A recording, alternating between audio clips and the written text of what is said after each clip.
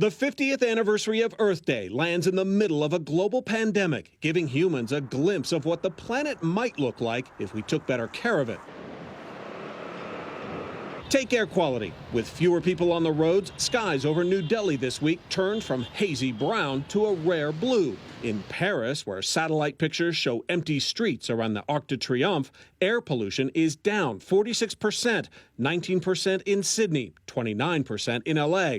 In San Francisco, where more people are walking and riding bikes, the city is shutting down 13 miles worth of streets, giving more room to social distance. I think it's good because then I could ride my bike all over the streets. Airlines are suffering from empty planes and airports, but climate scientists say lower emissions, thanks to a 70% drop in global flights, might have an upside. One passenger, one way from New York to LA has the equivalent of melting 30 square feet of sea ice. Thanks to coronavirus shutdowns that have devastated the economy, environmental changes are now happening at an unprecedented rate. We're all part of a big experiment here. I don't think we've ever seen such an abrupt and simultaneous drop in our emissions. These are crazy times, but for the Earth, it's maybe a breath of fresh air. For animals, like this kangaroo in Australia, it's a time to reclaim near-empty city streets.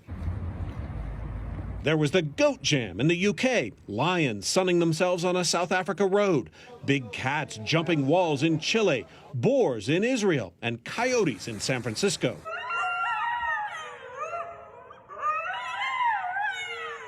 Yosemite National Park had 4 million visitors last year. Today, 0. What are the animals doing since the park has been closed? For the most part, I think they're having a party. I think that this time of year is difficult for the animals here. There can be literally walls of cars or people in the park. There are things scientists say the pandemic likely won't change, like global warming. The level of carbon dioxide humans are pumping into the atmosphere may be slowing, but overall, it's still rising.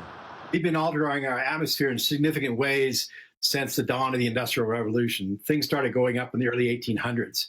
So 6 months change in emissions is not going to have a huge effect. Environmental advocates say the shutdown hasn't slowed Trump administration rollbacks in the past few weeks, delaying Obama-era vehicle mileage standards and rolling back coal power plant emission standards.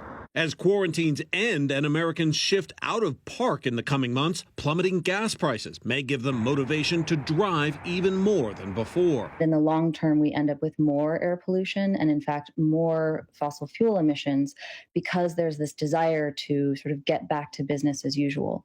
So in the long term, is this going to save lives or harm lives? I think it remains to be seen. But what's happening now, scientists say, provides a glimpse into a sort of parallel universe where the possibilities of alternative energy, lower emissions, and less pollution can be seen right now, if only for a short time. Great time to take stock of how our daily impact, or how our daily lives and our actions really do impact the environment we live in. We're all in this together, and we all share the same nest. And I think that's one thing this pandemic may be showing us, is that our actions do affect one another.